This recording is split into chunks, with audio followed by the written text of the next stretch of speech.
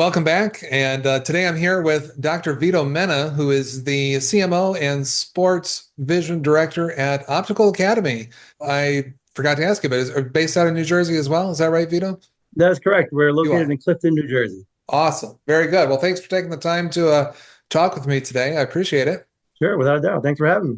Yeah, yeah. So tell us a little bit about kind of your background and kind of, initially like how and why you chose to get into this profession. Yeah, for sure. So going into high school, senior year, I knew I wanted to be an optometrist, but I wanted to go the sports route. And so I was trying to figure out, do I want to go into sports medicine? Do I want to be an athletic trainer? And I found a little niche in optometry called sports vision. And so that's what piqued my interest. And so that's what got me into optometry. So I went to Seton Hall University. I got my undergraduate degree in biology. After that, I got my master's degree in microbiology. And then I went to optometry school. So I graduated from Pennsylvania College of Optometry, which is now called Drexel University in 2014. And then after that, after graduation, if you could believe this, in the first 2 years of practice, I actually worked at a private practice that actually saw the New York Giants. And so that's which is the NFL Oh. football team. So I was there for 2 years, left there, and now I'm where I'm currently at today. And that's at Optical Academy, and I'm the sports vision director there. And so the what got me into that role is because we work with the school districts inside of the education system. So NJEA, which is the New Jersey Education Association, we work strictly with them. So I'm inside the school systems talking to the athletic trainers, the principals, the coaches, the nurses, the teachers on the importance of a comprehensive eye exam, making sure that they're wearing the appropriate eyewear or contact lenses. And so my goal is to get the elementary school or the high school students to get to the pro levels and hopefully pros to get to the Olympics. And that's pretty much my wheelhouse, bread and butter, and what I like to focus in on.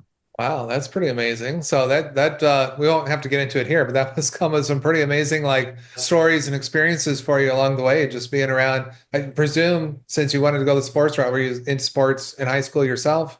Yeah, so my biggest sports that I played were baseball and basketball. And then Hmm. when I went to Seton Hall, I tried to walk on. It was a D1 program. And so I got asked to be, I got what was one of the last cuts in the program. And so they asked me to be like an assistant manager as a student. And so I did that Okay. for a year. And then I just focused on my studies after that.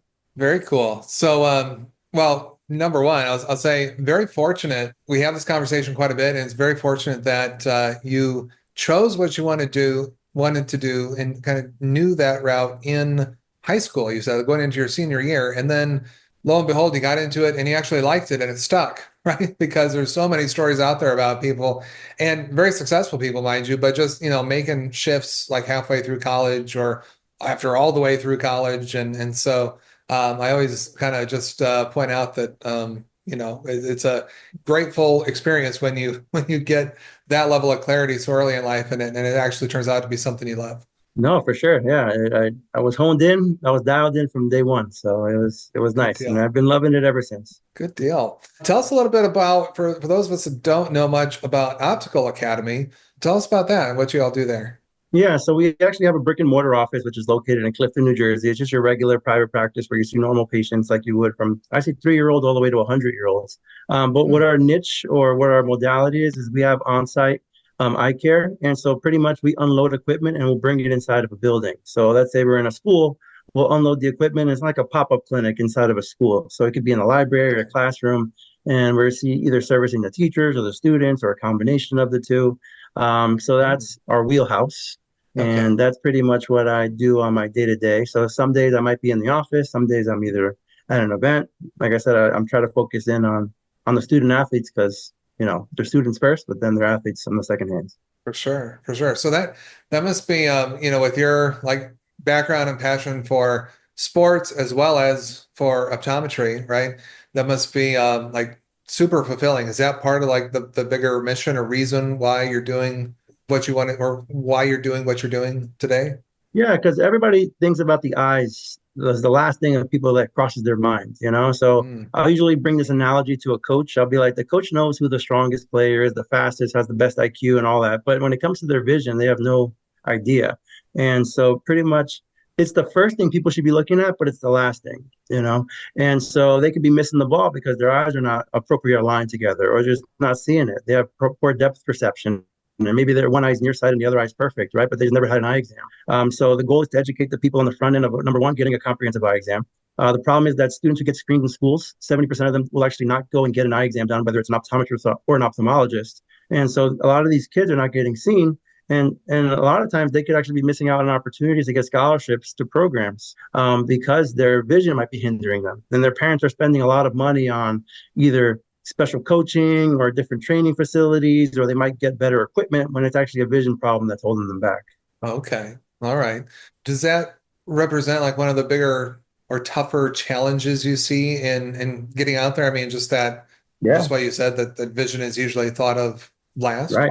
Correct. Yeah. So the issue is that either students are either not wearing their glasses, they don't want to wear their glasses, and then they don't even think to wear contact lenses or sports vision goggles or just sports goggles in general for their sports, because it's not something that you see in everyday sports. And so a lot of times they just have poor reaction timing and they don't even realize it. So the biggest challenge is just getting the kids into an exam chair or their parents bringing them out. Because sometimes if it's a mom, single parent, they're working two, three jobs, can they actually come and get an eye exam or take them? So it becomes a challenge in many different avenues. For sure. Yeah. This whole discussion reminds me of I mean like I fit this mold as well. When I was younger, I played several sports throughout middle school and some in high school and never did any college sports or even tried, but wasn't quite that good. But when I was playing football, so I've had glasses since I was in the fourth grade and probably needed them a couple years sooner than that. But when I got to playing football, like didn't want to or couldn't. It's not that I didn't want to wear the glasses. I was afraid I was going to break them, right? They were going to fly off. I was going to break them. So I just didn't wear them. But I have terrible vision without them, astigmatism. The contacts, I don't know if they weren't available back then or they just weren't offered for where we were going for my eye care. And so I didn't have access to them either way, right? Regardless. And so, yeah, I just played without. And man, that was like, I mean, my saving grace was probably that I was a bit of a husky child, and so they stuck me on the line. And so, I didn't have to see that far, but it's still like there were times where they pulled me back to like a linebacker or something, and I had a really hard time seeing, and that really impacted like how well you can play. That's a very simple example compared to what you're talking about with sports vision. I mean, that's completely different. But at the same time, like I kind of get it and resonating with that challenge of just knowing what's available out there, and then getting the kids or getting the kids into the exam chair, right, and dealing with different parent dynamics and how that all plays out in that whole process. Yeah. Mhm. Yeah, for sure. Yeah, usually I try to be an advocate for myself. So I use myself as an example, is because my first eye exam was actually first year of optometry school. And so I never had an actual comprehensive eye exam until then. And I was what, 23 at the time. And Okay. so I got to tell them, hey, just because you think you can see well, there's many different components to the eyes than just seeing 20/20. And so I try to be that voice. No, that's great. And you do a lot of like, so this is very like I just view this as a very noble end of the profession. Like you're helping kids, anything that helps kids and youth be better at what they want to do and aspire to in life is always holds a special place in my heart. And you also kind of extend that, as I think I asked you before, you also kind of extend that out to like even in the Lions Club, right? And like you do a lot of volunteer work around your community as well. Yeah, that's correct. With the Lions Club, they're a big sponsor with the Special Olympics, and so Yeah. I'm a co-clinical director for them, which is a volunteer position, and so I do that for the state of New Jersey. And we usually host two events, and it's a nice program because we're opening just free eyewear and sports goggles or swim goggles to special needs athletes. And they also have other programs or specialties there. So, like, say, for example, dentistry or audiology, or they'll give them a free pair of sneakers. And so there's a lot of different specialties there that are helping these guys. Oh, very cool. Yeah, Mhm. nice. What would you say if I were to ask you what has been like one victory or success that you've had that's been really meaningful for you in your career? And I'll give you a qualifier. If you can, don't count. We all know graduating from optometry school and being in the field is a great success as Sure. well. But think beyond that if you can. Would you say you have another one that you could share? A greatest success. Or a particular challenge that you have overcome with your work with the Optical Academy or any other really impact that you've had on, people you serve or your community.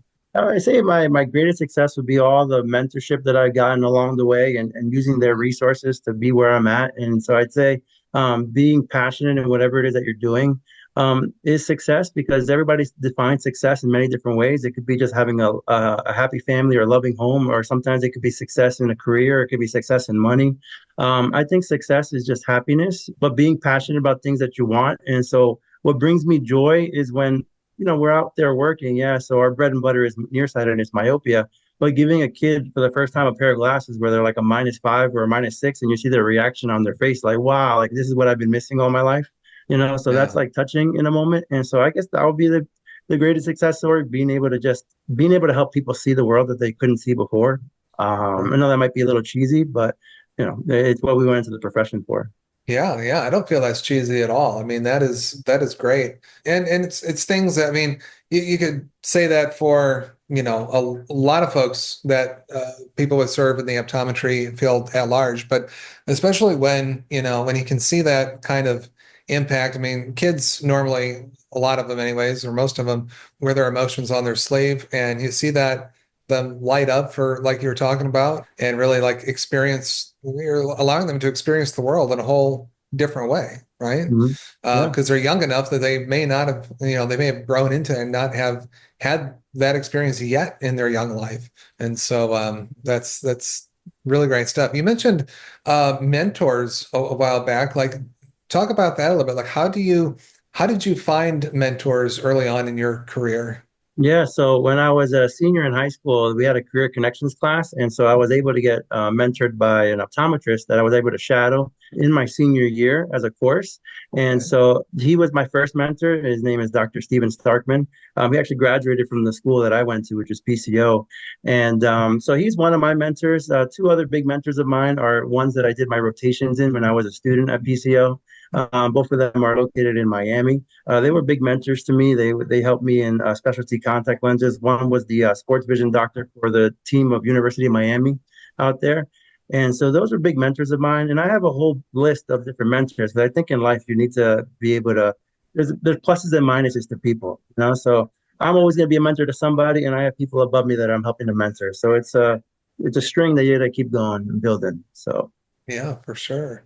No, that's awesome. And yeah, I totally agree, right? There's always something you can teach to people who are not as far on their journey as you are. And likewise, we all still have a lot to learn about every day, right? About our profession or about a lot of other elements of life. So having that continual cycle and is really great. So look, I think you've already shared, whether you think it or not, like you've already shared a lot of great nuggets with our listeners, and I really appreciate that. If I were to ask you, maybe this is something you've already said, maybe something we could elaborate on, or sometimes when I ask this question near the end of the interview, it sparks a whole new concept or thing that you can share. But so whatever of those is okay. But if I were to ask you, like, what is the biggest piece of advice you give to others on their journey in essentially independent optometry, what would you say there? I would say the best thing to do is to find a mentor and just don't give up. And because you got to have passion for whatever it is that you're doing. Because if you're not passionate, you're just going to be doing a job. And so they say if you're passionate and you love what you do, it's never like you worked a day in your life. Because most people will just trade time for money. And so my biggest advice would be being passionate. And then number two is knowing not to go into a career for a paycheck. And so time is your biggest asset. So you don't want to waste your time. So you want to know early on what you want, right? And you got to seek those mentors in the beginning because you're going to waste a lot of time trying to figure it out. So a lot of kids or students that are going into colleges undecided, in my opinion, they're not on a standstill. They're trying to figure themselves out. And again, time is their greatest asset. And it's also in the same thing when it comes to investing. So you got to start as young as you can. Start at 18. Start putting some money away if you get a part-time job because compounding interest is the eighth greatest wonder of the world. And those who understand it will earn it, and those who don't will lose it. And so Yeah. that would be my biggest advice to young kids out there is to know how money works and also be passionate in the career that you want to go into because you don't want to be trading time for money. Yeah, that's great. Well, and I guess in that regard, we want to be respectful of your time as well. This is our greatest asset. So I'll wrap this up. But Vito, thank you so much for dropping all these wonderful nuggets of wisdom, even at such a relatively young age. You've got some great insights, and I sure appreciate your time today. So thank you so much. No, thanks for having me, and best of luck on your journey. You bet. Thank you.